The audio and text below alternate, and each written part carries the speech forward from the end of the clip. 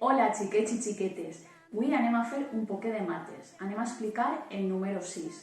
Primer anem a fer la grafia del número i després, en totes les joguines que veieu, anem a explicar un poquet quin és el concepte del 6. Primer vaig a explicar la grafia del número 6. Teniu en els deures que vos he posat una fitxeta del número 6 i vos vaig a explicar com es fa el número 6 superfàcil. Mireu, agafem i fem la lletra de Carlos. Veu la lletra de Carlos? Pues quan arribeu a la punteta, girem i fem un cercle i ja tenim el número 6. És dels més fàcils, molt fàcil. Si voleu practicar més, pues agafeu una llibreta i en feu un muntó de 6, fins que vos isquen molt bé. També una altra manera de fer el 6 és en plastilina. Jo tinc així plastilina de Play-Doh i és molt fàcil fer el número 6. Mira, agafem la plastilina, fem un xorret, mireu, i després simplement, veus com és com la lletra de Carlos, pues apretem i així teniu el número 6. Veu? És molt fàcil també. També podeu practicar el número 6 en plastilina. Ara vaig a explicar el concepte del número 6. El concepte del número 6, mira, el podem aprendre fent unes classificacions de joguets, per exemple, que segur que en teniu en casa un muntó. Jo, mira, si tinc Playmobils, tinc cotxes, tinc ròtols, tinc pinces, tinc cartes, tinc un muntó de coses.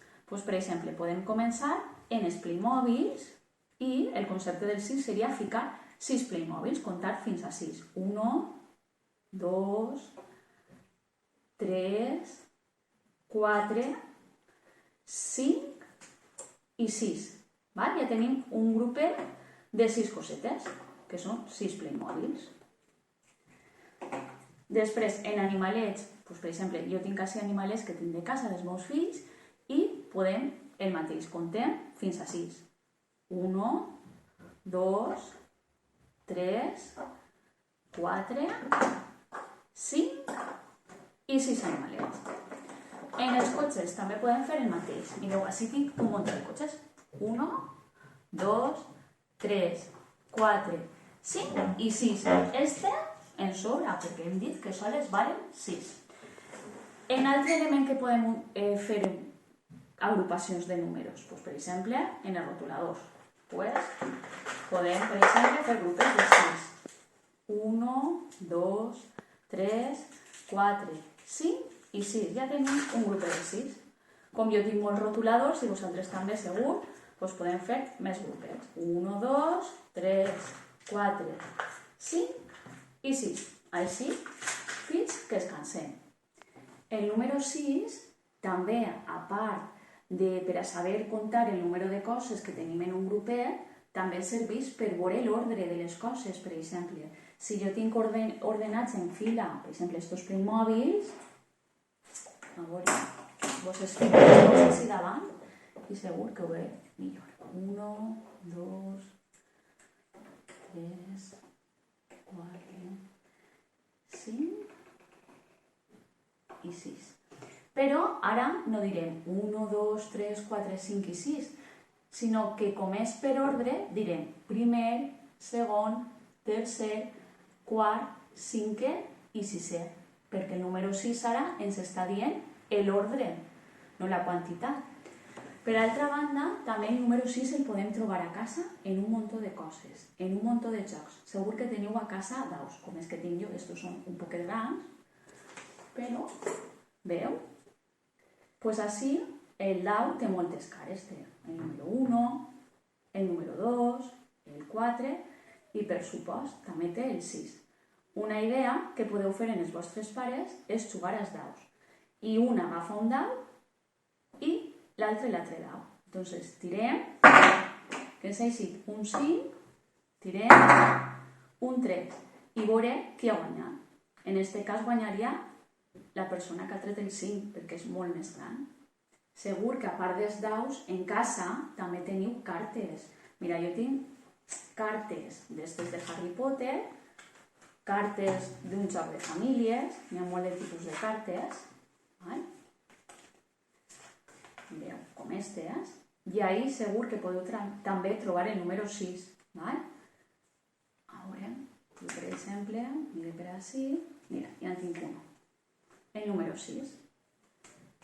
Així també, en aquestes cartes que tinc jo també, veu? Està tot ple de números i vosaltres podeu buscar el número 6. També podeu fer grupets de 6 cartes. Anar a comptar i fer grupets de 6 cartes. 1, 2, 3, 4, 5 i 6. I altra volta. 1, 2, 3, 4, 5 i 6. És una altra manera d'estudiar el número 6, però encara n'hi ha més. I en coses super diferents i super rares que diríeu, ah sí, puc estudiar jo el número 6? Doncs sí, per exemple, en les pinces. En les pinces de casa segur que en teniu, perquè les mamàs les tenen totes i els papàs també. Mireu, tenim aquestes pinces, en agafem 6, 1, 2, 3, 4, 5 i 6.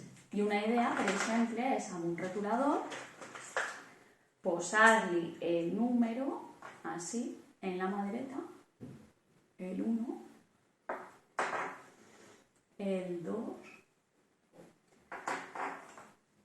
el 3, el 4,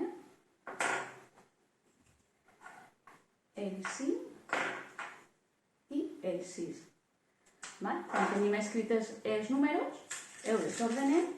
I ara el que teniu que fer vosaltres és ordenar-ho. Veu? Este és el 2, el 3, anar ordenant poquet a poquet. Mireu, el número 6 també podem practicar el número 6 en problemes en joguets que tenim a casa. Per exemple, jo dels meus fills tinc este avió, mireu, val?